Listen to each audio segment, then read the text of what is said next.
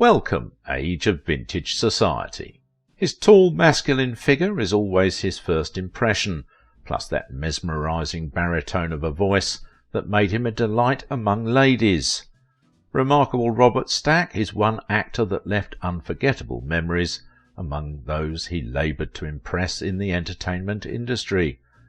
Though like few charismatic talents, he was so unfortunate not to have made it big in the movie industry, but his outstanding upbringing and amazing career are something to write home about. What made Robert Stack to end 37 years of bachelorhood? I hope you know, my viewers, how much I appreciate you. Thank you for your generous comments and for the Patreons. This channel would not have been successful without you. Big thanks to those who watched the video right to the end. Subscribe if you are new here, and if you want to support my work, please visit my Patreon page. Robert Stack was no doubt a fine actor, endowed with compelling skills and the requisite energy that he exploited to the fullest, both in sports and in the movies. Fans and analysts continue to wonder why he did not have much recognition in terms of movie awards.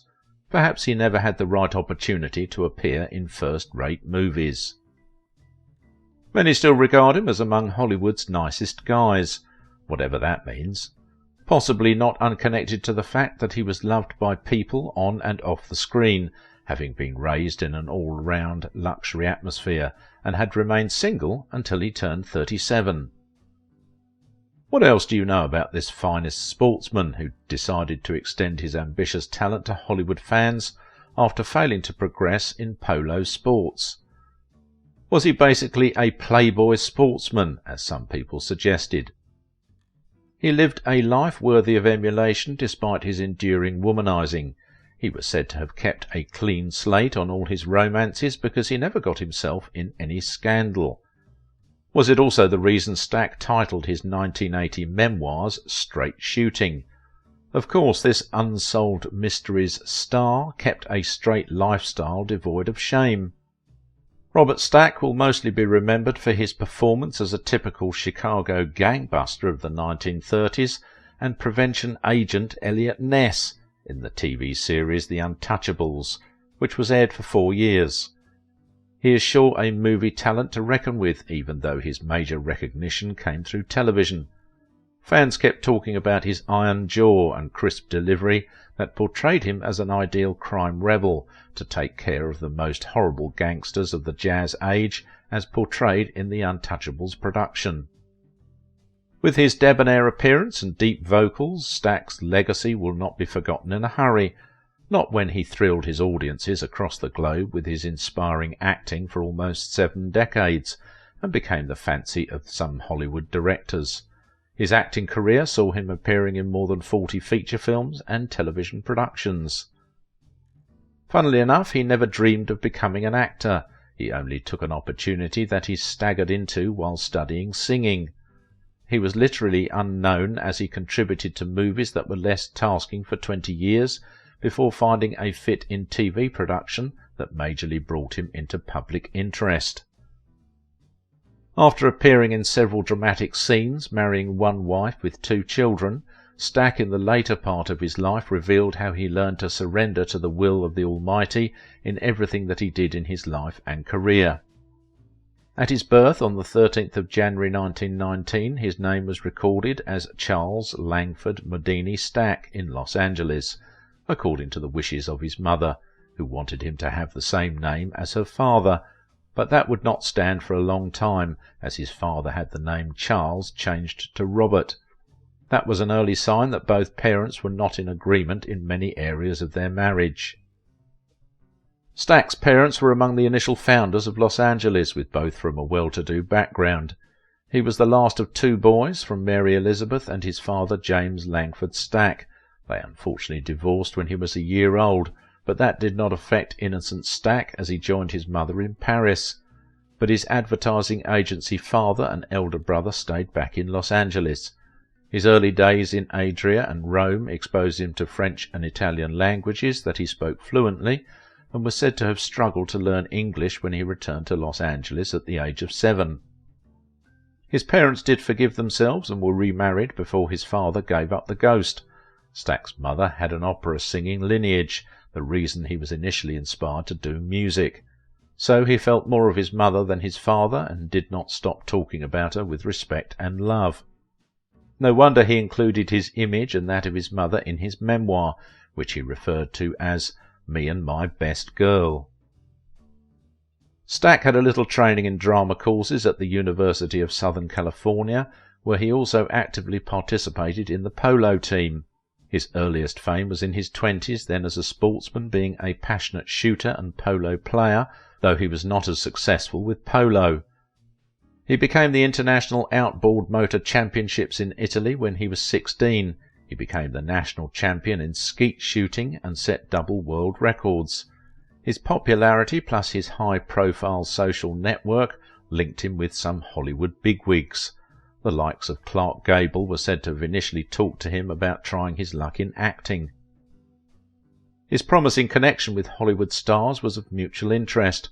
After his wonderful exploit in skeet shooting, some of them wanted to learn the skill, especially Clark Gable and his wife Carole Lombard, who was a very close family friend, just as the association no doubt ignited his acting interest. Other notable actors who also formed Stack's mentors are Spencer Tracy, Gary Cooper and Fred MacMurray, just to mention a few. At that very young stage of being a celeb, Stack was fun for the ladies, as he virtually became the ladies' man and had to enjoy it while it lasted. He may have also developed a more intense interest in acting after studying drama courses at Bridgewater State University and Liberal Arts School. Was it an arranged visit or just a coincidence that he was offered an acting opportunity by Joe Pasternak when he visited friends within Universal Studios Arena? Many years later he recalled the studio guru asking if he would like to be in the movies. Stack said he added that, "We'll make a test with Helen Parrish, a little love scene." And that was how he found himself cruising with young and sensational teenage star Diana Durbin in his film debut First Love in 1939, a movie that later became contentious somehow because he was the first to give Durbin a sensual kiss on screen, as Universal fans went agog with several letters and fan mails in their inbox. With the initial euphoria, Stack featured in The Mortal Storm in 1940 alongside Jimmy Stewart. He gradually found his fit in the movie world. He later said he was particularly grateful to Carole Lombard for allowing him to play a role in her film To Be or Not to Be in 1942. But that was as far as he did go in terms of movie popularity at the time, because other appearances were more fun than a career. A Call to Duty took him off the movie scene during World War II, where he served as an aerial gunner tutor for the US Navy. But Stack will return as a more hardened fellow and was said to have lived a more reserved lifestyle unlike before. Apart from the initial excitement and little publicity, he was yet to be a notable film star before leaving for military service, so it was not so easy finding his fit back in the industry. Though he had roles in the comedy film and as the bullfighter, starring in the first 3D movie Buona Devil, and some remarkable B-films, plus a pilot show for Pacific in the High and the Mighty, which became so popular with Stack exhibiting spectacular skills that brought him back to Hollywood spotlight. When he was nominated for an Oscar as the Best Supporting Actor for his role in Written on the Wind, almost everyone felt that it was malpractice that Robert Stack was not given the gold medal. As someone suggested, Stack may have felt so bad about his Oscar loss that he decided to turn his attention to television series. That was when he got himself the Eliot Ness role that he is best known for today. Interestingly, Stack was said to have jumped at the opportunity that later earned him an Emmy Award and established him as a TV star. In the later years of his career, he showcased his powerful voice with a much celebrated narration of the well-liked crime series Unsolved Mysteries, which was aired between 1987 and 2002, although the original series remained available for another 7 years after his demise, before ending in 2010. Stack's long-standing Bachelorhood was becoming a huge story in the gossip circle, as some dubbed him Hollywood's most eligible bachelor. Stack was flirting with some notable attractive women within the Hollywood arena and had decent love affairs with a number of them. But living as a bachelor became history when he started romantic affairs with Rosemary Bowe, who was introduced to him by Bill Schifrin. Rosemary was a young talent that worked with MGM and Columbia Pictures in some remarkable films, had no issue connecting with Stack. They got married sometime in 1956 and had 2 children, Elizabeth and Charles. The union arguably brought to an end Rosemary's acting career. Stack himself was said to have discovered that it was much better being a father and a husband than the movie fame that he has always wanted. And that was it. The famous bachelor put behind his philandering, and regardless of the 13-year age difference between them, the couple stayed put and were committed to each other all through their 47 years of matrimony, and by all indications they too had a happy union until his demise. But before then the couple was once ambushed to answer questions about their marital bliss, and they had no choice but to display their incredible chemistry as they spoke frankly about their private life and kids. It was Rosemary who disclosed why their relationship remained intact for such a long period of years. "Our personalities are alike," she had said, and noted that she placed the interest of her husband, more than hers, as the magic that bonds them together. Expectedly, Elizabeth Stack, their daughter, also found a career in acting. Robert Stack once spoke about how he was inspired to do the great exploit that made him excel in skeet shooting.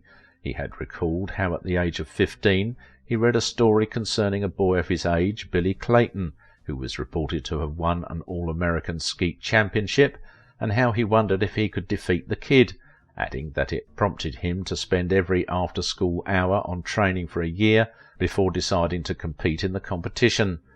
The day he contested with Billy, they went on a head-to-head draw in the first position that required what he described as a shoot-off to determine the champion. In the end, he got ahead of him and became the champion. Stack noted that the experience taught him a lesson that he had to live with for the rest of his life. And what was that? It confirmed to him that the guy who works hardest wins, what he had always believed, and added that the idea excited him the more that he went looking for more competition.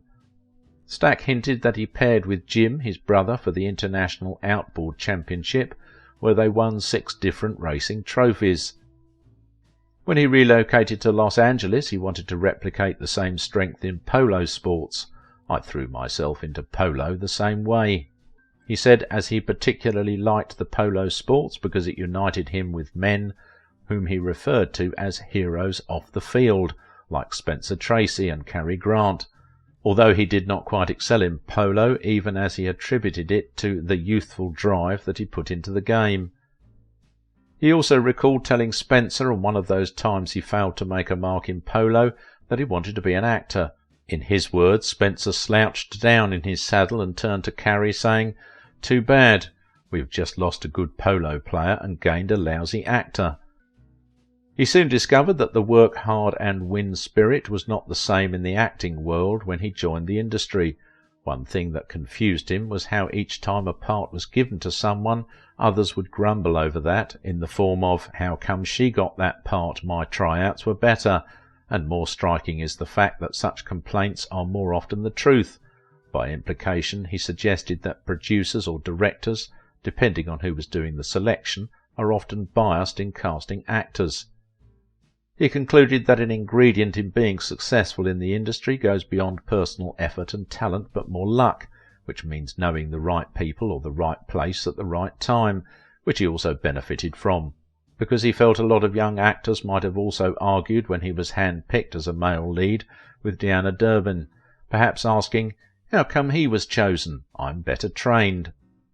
Stack noted that regardless of what he learned in Hollywood about luck, he was still believing in his competitive spirit, after trying so hard to adjust. But he gave credit to his wife, whom he described as the young girl who helped him in some way after watching her display an adorable personal charisma on and off the screen.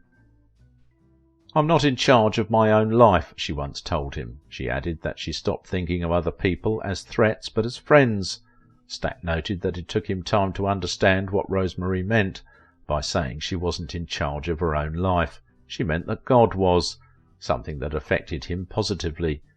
It became, according to him, the foundation in which he abandoned his extended bachelor life to settle with her. This was a girl I wanted to live with for the rest of my life, he stated. Stack went down with prostate cancer, underwent radiation therapy sometime in 2002, and later passed on as a result of heart failure at his residence in Bel Air, Los Angeles, on the 14th of May 2003, when he was 84. Some months after his death, Rosemarie sold off their Beverly Hills home and moved to Cuernavaca in Mexico, where she lived and died quietly sometime in 2019.